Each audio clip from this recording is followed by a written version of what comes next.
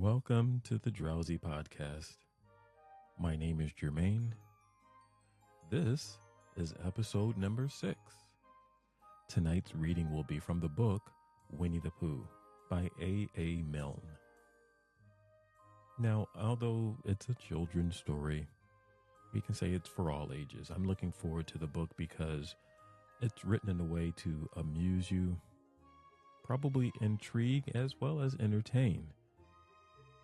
But keep in mind, the whole goal of this podcast, which is called Drowsy, is to help you relax, unwind, and eventually fall asleep.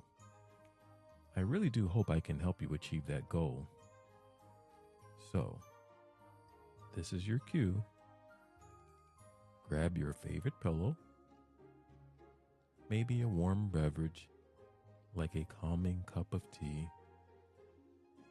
Grab a blanket, get in a comfortable position, and prepare to drift off into slumberland.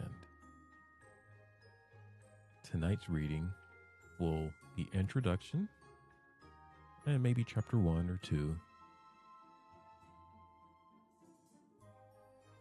I also want to explain that the book is written from the viewpoint of Christopher Robin's father.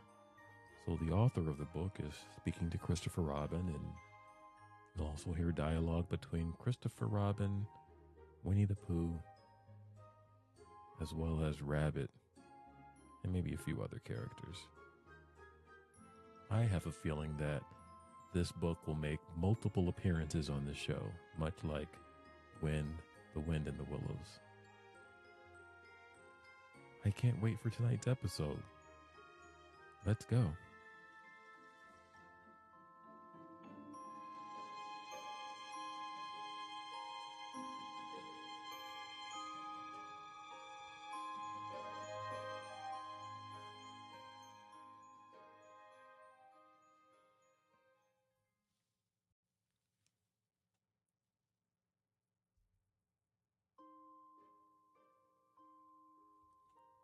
Winnie the Pooh by A. Milne.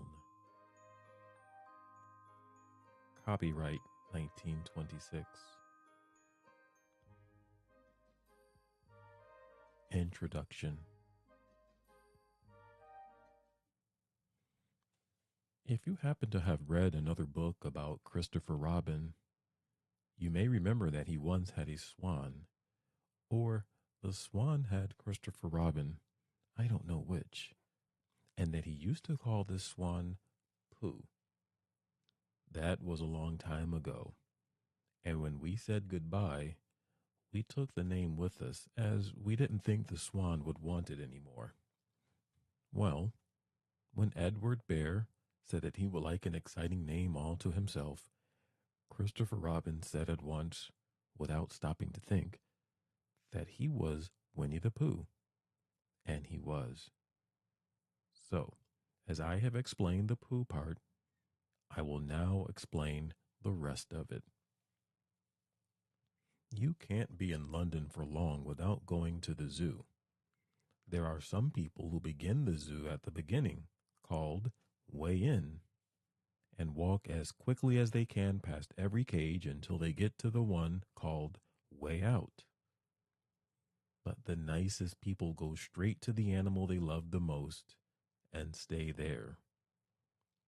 So, when Christopher Robin goes to the zoo, he goes to where the polar bears are, and he whispers something to the third keeper from the left, and doors are unlocked, and we wander through dark passages and up steep stairs until at last we come to the special cage, and the cage is opened, and out trots something brown and furry, and with a happy cry of, "Oh, bear!" Christopher Robin rushes into its arms. Now, this bear's name is Winnie, which shows what a good name for bears it is. But the funny thing is that we can't remember whether Winnie is called after Pooh or Pooh after Winnie. We did know once, but we have forgotten. I had written as far as this when Piglet looked up and said in his squeaky voice, "What about me?" "My dear Piglet," I said, "the whole book is about you." "So it is about Pooh?" he squeaked. "You see what it is. He is jealous because he thinks Pooh is having a grand introduction all to himself. Pooh is the favorite, of course. There's no denying it. But Piglet comes in for a good many things which Pooh misses. Because you can't take Pooh to school without everybody knowing it. But Piglet is so small that he slips into a pocket where it is very comforting to feel him when you are not quite sure whether twice 7 is 12 or 22. Sometimes he slips out and has a good look in the ink pot, and in this way he has got more education than Pooh. But Pooh doesn't mind. Some have brains and some haven't, he says, and there it is. And now all the others are saying, "What about us?" So perhaps the best thing to do is to stop writing introductions and get on with the book. A. A. Milne.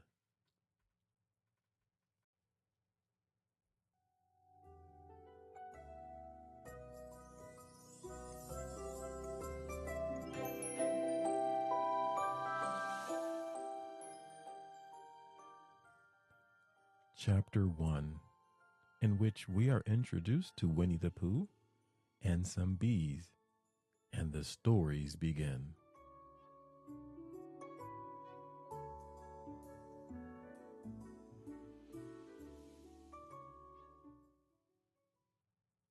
Here is Edward Bear coming down the stairs, bump, bump, bump, on the back of his head, behind Christopher Robin.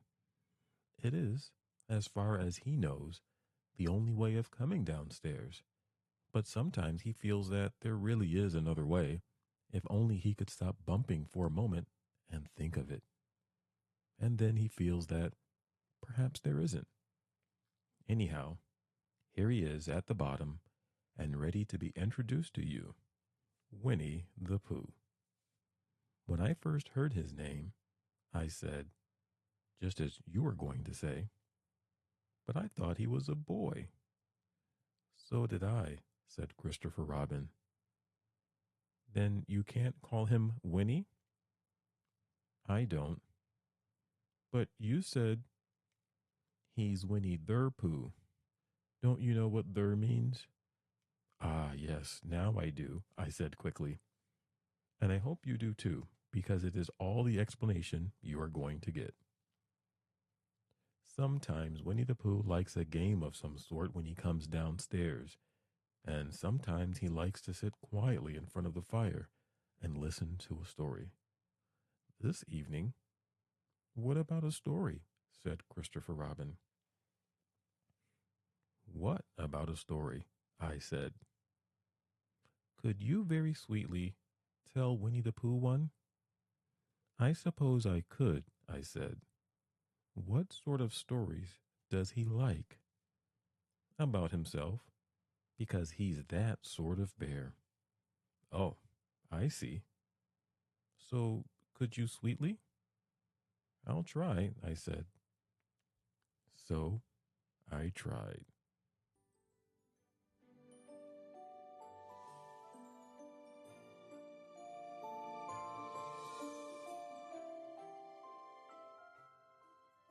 Once upon a time, a very long time ago now, about last Friday, Winnie the Pooh lived in a forest all by himself under the name of Sanders.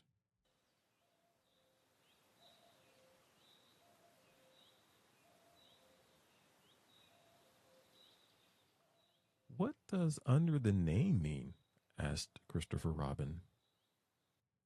It means he had the name over the door in gold letters and lived under it. Winnie the Pooh wasn't quite sure, said Christopher Robin. Now I am, said a growly voice. Then I will go on, said I.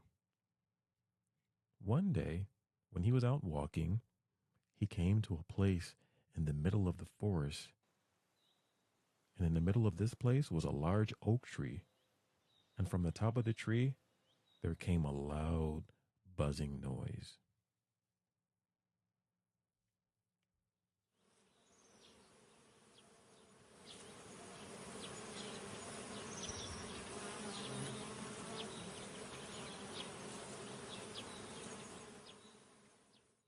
Winnie the Pooh sat down at the foot of the tree. He put his head between his paws and began to think. First of all, he said to himself, that buzzing noise means something. You don't get a buzzing noise like that, just buzzing and buzzing, without its meaning something. If there's a buzzing noise, somebody's making a buzzing noise. And the only reason for making a buzzing noise that I know of is because you're a bee. Then he thought another long time and said, and the only reason for being a bee that I know of is making honey. And then he got up and said, and the only reason for making honey is so as I can eat it. So he began to climb the tree.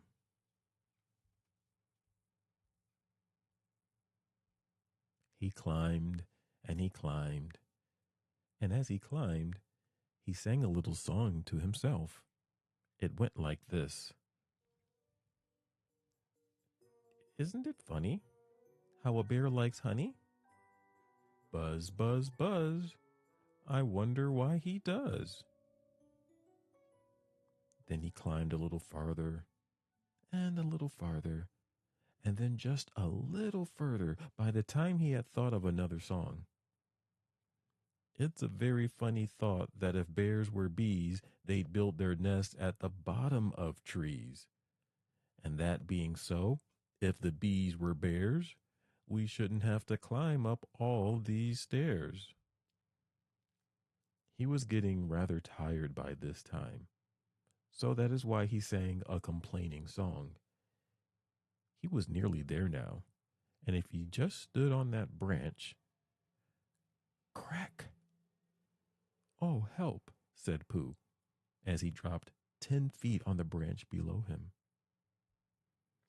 If only I hadn't, he said as he bounced 20 feet on to the next branch.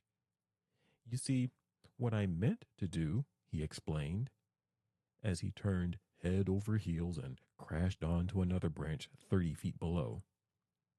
What I meant to do, of course, it was rather, he admitted, as he slithered very quickly through the next 6 branches. It all comes, I suppose, he decided as he said goodbye to the last branch, spun round 3 times, and flew gracefully into a gorse bush. It all comes of liking honey so much. Oh, help. He crawled out of the gorse bush, brushed the prickles from his nose, and began to think again. And the first person he thought of was Christopher Robin. Was that me? Said Christopher Robin in an awed voice, hardly daring to believe it. That was you. Christopher Robin said nothing, but his eyes got larger and larger, and his face got pinker and pinker. So, Winnie the Pooh went round to his friend Christopher Robin, who lived behind a green door in another part of the forest.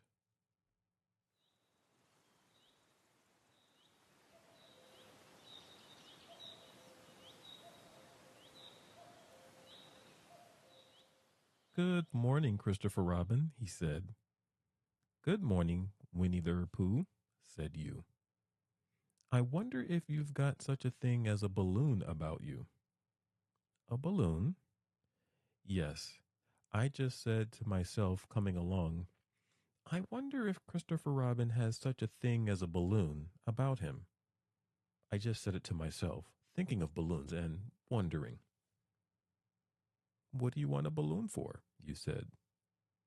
Winnie the Pooh looked round to see that nobody was listening, put his paw to his mouth, and said in a deep whisper, Honey. But you don't get honey with balloons. I do, said Pooh. Well, it just happened that you had been to a party the day before at the house of your friend Piglet, and you had balloons at the party. You had a big green balloon, and one of Rabbit's relations had a big blue one and had left it behind, being really too young to go to a party at all. And so you had brought the green one and the blue one home with you. Which one would you like? You asked Pooh. He put his head between his paws and thought very carefully. It's like this, he said. When you go after honey with a balloon, the great thing is not to let the bees know you're coming. Now, if you have a green balloon, they might think you were only part of the tree and not notice you. And if you have a blue balloon, they might think you were only part of the sky and not notice you. And the question is, which is most likely?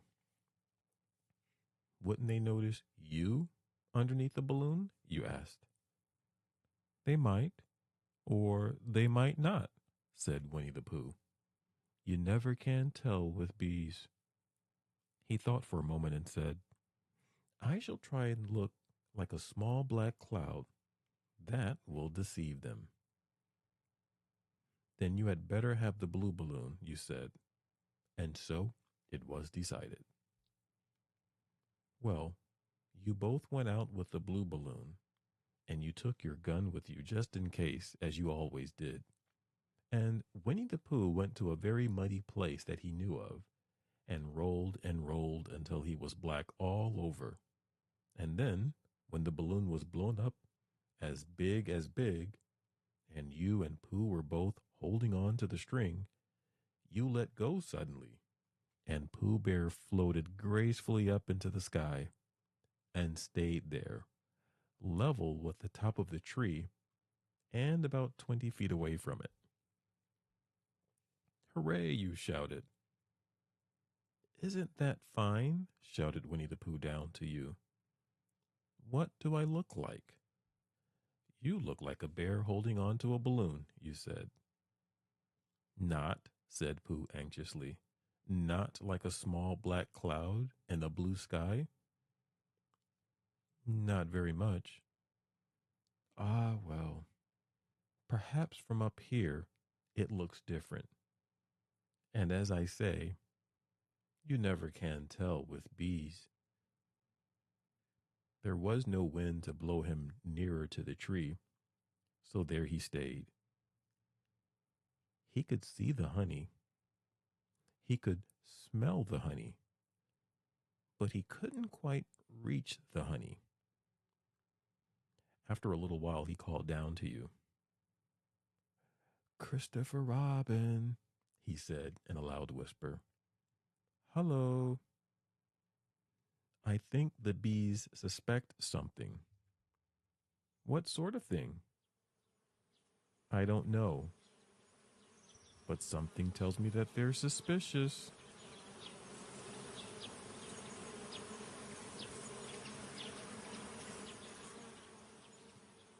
Perhaps they think that you're after their honey.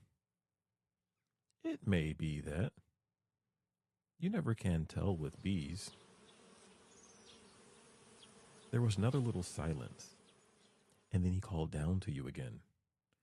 Christopher Robin. Yes?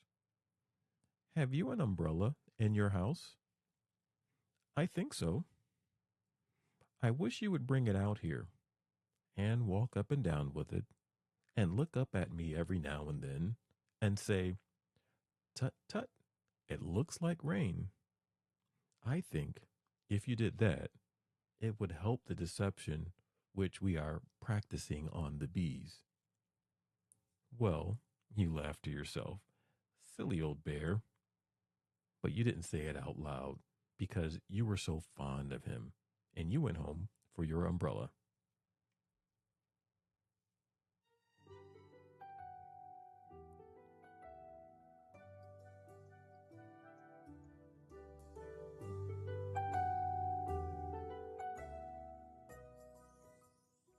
Oh, there you are, called down Winnie the Pooh.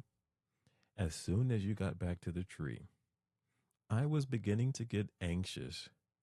I have discovered that the bees are now definitely suspicious. Shall I put my umbrella up? You said. Yes, but wait a moment. We must be practical. The important bee to deceive is the queen bee. Can you see which is the queen bee from down there? No? A pity. Well, now, if you walk up and down with your umbrella saying, "Tut tut, it looks like rain," I shall do what I can by singing a little cloud song, such as a cloud might sing. Go. So while you walked up and down and wondered if it would rain, Winnie the Pooh sang this song. How sweet to be a cloud floating in the blue. Every little cloud always sings aloud. How sweet to be a cloud floating in the blue. It makes him very proud to be a little cloud.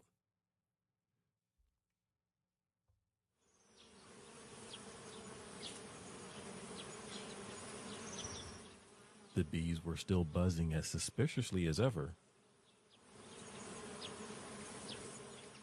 Some of them indeed left their nests and flew all around the cloud as it began the second verse of this song. And one bee sat down on the nose of the cloud for a moment and then got up again. Christopher, ow, Robin, called out the cloud. Yes? I have just been thinking, and I have come to a very important decision. These are the wrong sort of bees. Are they? Quite the wrong sort. So I should think they would make the wrong sort of honey. Shouldn't you? Would they? Yes, so I think I shall come down. How? You asked. Winnie the Pooh hadn't thought about this. If he let go of the string, he would fall, bump, and he didn't like the idea of that. So he thought for a long time, and then he said, Christopher Robin, you must shoot the balloon with your gun. Have you got your gun? Of course I have, you said. But if I do that, it will spoil the balloon.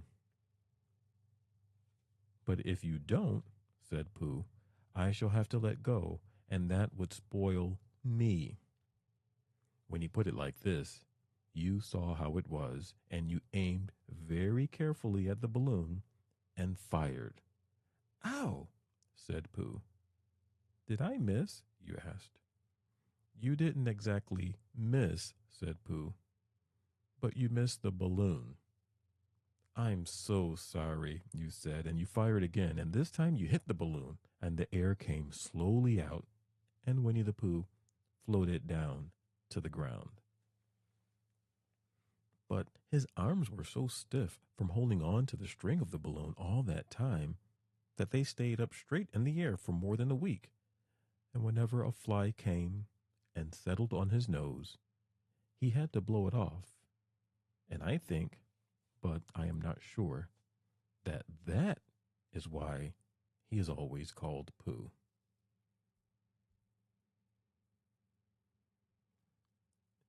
Is that the end of the story? Asked Christopher Robin. That's the end of that one. There are others. About Pooh and me and Piglet and Rablet and Rabbit and all of you. Don't you remember? I do remember. And then when I was trying to remember, I forget. That day when Pooh and Piglet tried to catch the heffalump, they didn't catch it, did they? No. Pooh couldn't because he hasn't any brain. Did I catch it? Well, That comes into the story. Christopher Robin nodded. I do remember, he said. Only Pooh doesn't very well. So that's why he likes having it told to him again, because then it's a real story and not just a remembering. That's just how I feel, I said. Christopher Robin gave a deep sigh, picked up his bear by the leg, and walked off to the door, trailing Pooh behind him. At the door, he turned and said, Coming to see me have my bath? I might, I said. I didn't hurt him when I shot him, did I? Not a bit. He nodded and went out, and in a moment, I heard Winnie the Pooh, bump, bump, bump, going up the stairs behind him.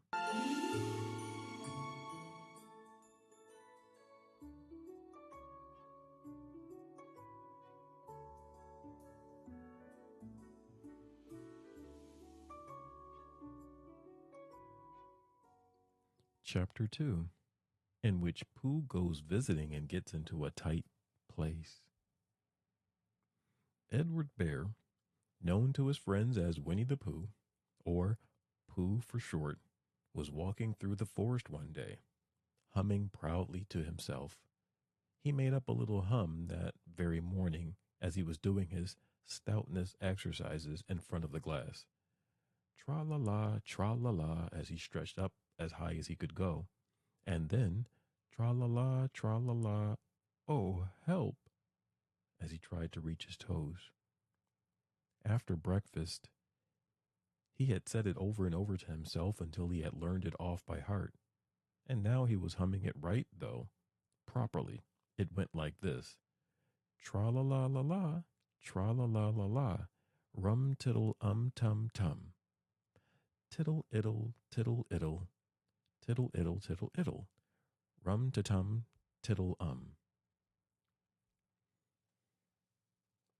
Well, he was humming this hum to himself and walking along, wondering what everybody else was doing and what it felt like being someone else.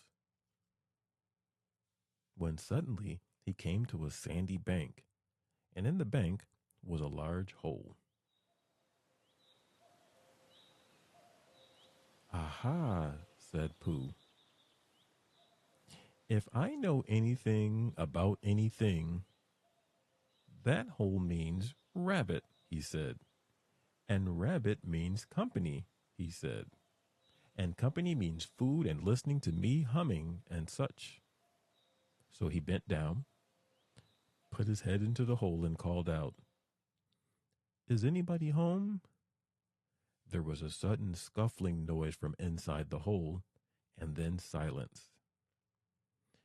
What I said was, Is anybody home? Pooh called out very loudly. No, said a voice, and then added, You needn't shout so loud. I heard you quite well the first time. Bother, said Pooh. Isn't there anybody here at all? Nobody. Winnie the Pooh took his head out of the hole and thought for a little. And he thought to himself, There must be somebody there because somebody must have said nobody. So he put his head back in the hole and said, Hello, Rabbit. Isn't that you? No, said Rabbit, in a different sort of voice this time. But isn't that Rabbit's voice? I don't think so, said Rabbit. It isn't meant to be. Oh, said Pooh. He took his head out of the hole and had another think. Then he put it back and said, Well, could you very kindly tell me where Rabbit is? He has gone to see his friend Pooh Bear, who is a great friend of his. But this is me, said Bear, very much surprised. What sort of me? Pooh Bear. Are you sure? Said Rabbit, still more surprised. Quite sure, said Pooh. Oh, well, then come on in. So Pooh pushed and pushed and pushed his way through the hole, and at last he got in. You were quite right, said Rabbit, looking at him all over. It is you. Glad to see you. Who did you think it was? Well, I wasn't sure. You know how it is in the forest. One can't have anybody coming into one's house. One has to be careful. What about a mouthful of something?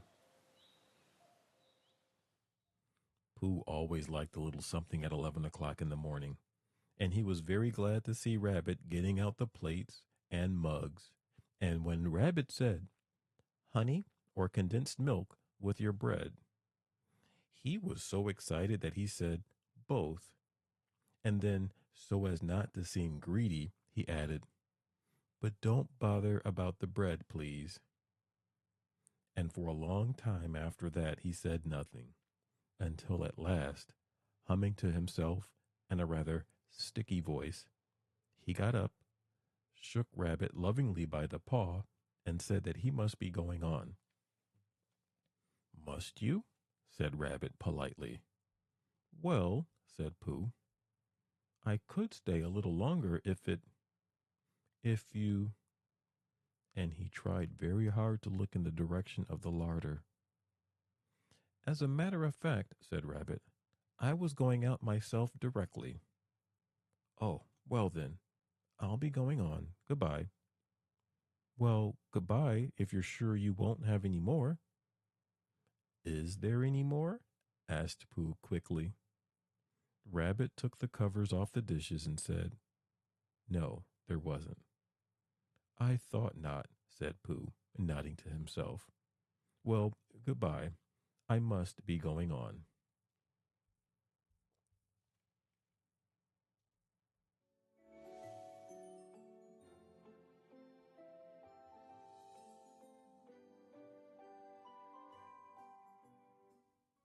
So he started to climb out of the hole. He pulled with his front paws and pushed with his back paws. And in a little while, his nose was out in the open again. And then his ears. And then his front paws. And then his shoulders. And then... Oh, help, said Pooh. I'd better go back. Oh, bother, said Pooh. I shall have to go on. I can't do either, said Pooh. Oh, help and bother. Now, by this time, Rabbit wanted to go for a walk too, and finding the front door full, he went out by the back door and came round to Pooh and looked at him. Hello, are you stuck? Asked Rabbit. No, said Pooh carelessly, just resting and thinking and humming to myself. Here, give us a paw. Pooh Bear stretched out a paw, and Rabbit pulled and pulled and pulled. Ow! Cried Pooh. You're hurting. The fact is, said Rabbit, you're stuck. It all comes, said Pooh crossly, of not having front doors big enough. It all comes, said Rabbit sternly, of eating too much. I thought that at the time, said Rabbit, only I didn't like to say anything, said Rabbit. That one of us was eating too much, said Rabbit. And I knew it wasn't me, he said.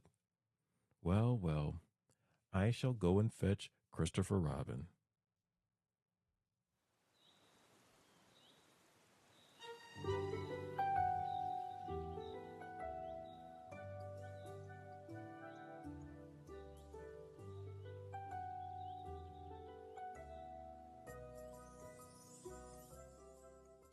Christopher Robin lived at the other end of the forest, and when he came back with Rabbit and saw the front half of Pooh, he said, Silly old bear, in such a loving voice that everybody felt quite hopeful again.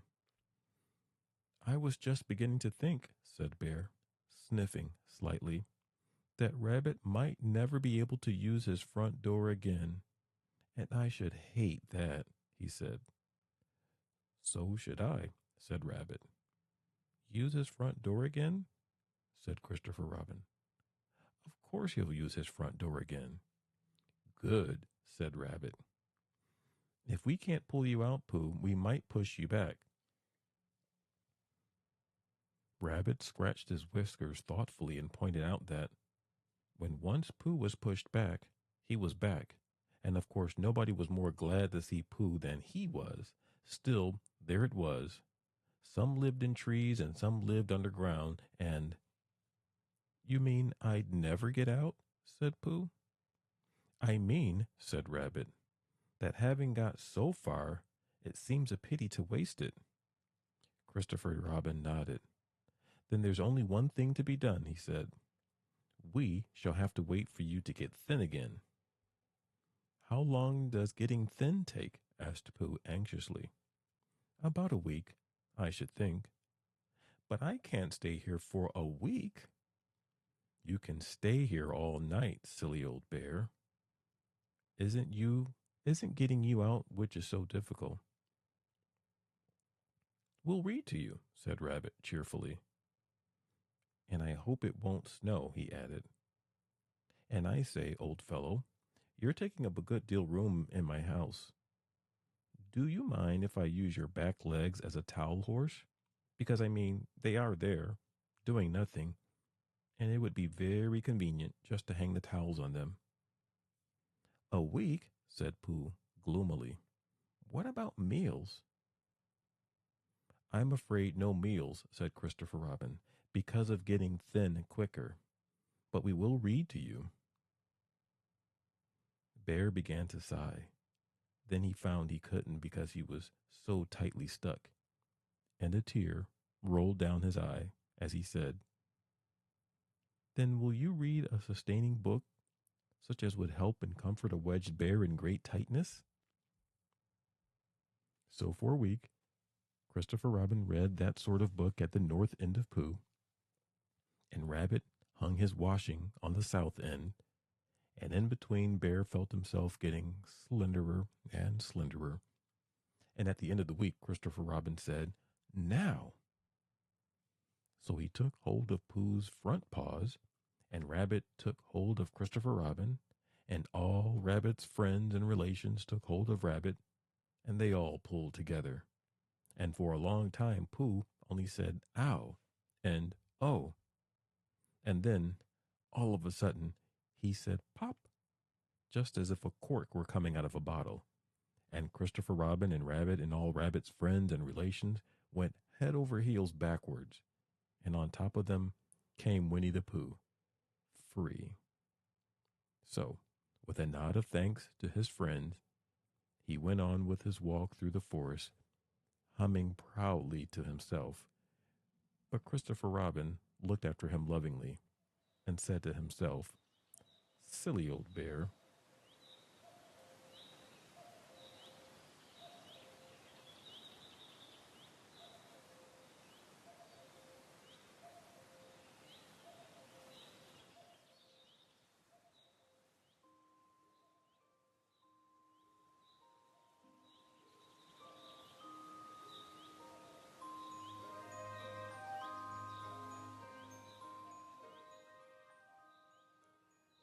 Well, that concludes the reading for tonight.